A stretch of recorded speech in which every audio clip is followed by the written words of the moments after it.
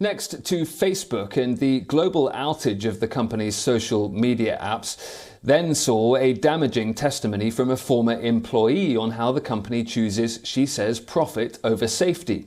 So the troubles are escalating for Facebook chief Mark Zuckerberg.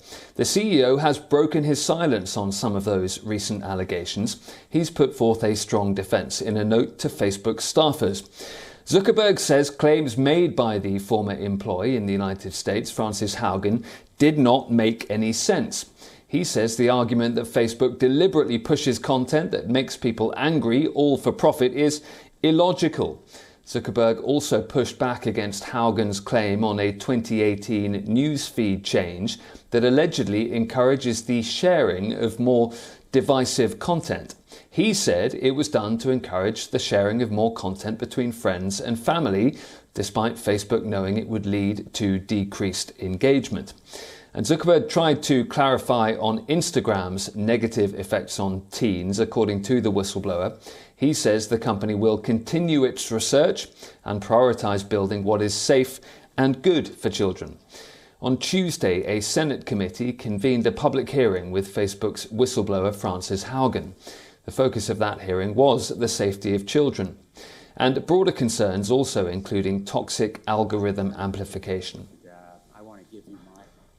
I'm here today because I believe Facebook's products harm children, stoke division, and weaken our democracy. Explosive testimony from a former Facebook employee turned whistleblower. Frances Haugen, a former product manager on Facebook's civic misinformation team, told a congressional committee on Tuesday that Facebook knowingly amplifies divisive and harmful content, choosing profit over safety, and that Facebook has sought to keep its operations confidential amid mounting scrutiny, especially in regards to its effects on children. Congressional action is needed. Today, no regulator has a menu of solutions for how to fix Facebook because Facebook didn't want them to know enough about what's causing the problems.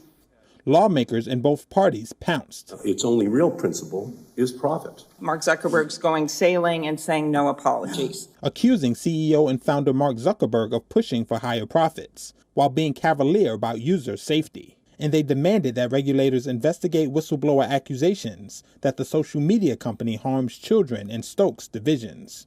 Our children are the ones who are victims. Teens today, looking at themselves in the mirror, feel doubt and insecurity. Mark Zuckerberg ought to be looking at himself in the mirror. In the end, the buck stops with Mark. There is no one currently holding Mark accountable but himself. Haugen said Facebook had also done too little to prevent its site from being used by people planning violence, saying its focus on metrics trumped ethical concerns. Facebook was used by people planning mass killings in Myanmar and the January 6th assault on the U.S. Capitol by supporters of then-President Donald Trump, who was determined to toss out the 2020 election results. Facebook can change, but is clearly not going to do so on its own. My fear is that without action, divisive and extremist behaviors we see today are only the beginning.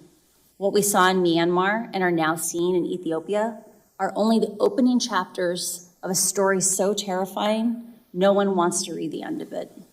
Haugen says Facebook has the tools to de-emphasize divisive content, but chooses not to use it to keep engagement high.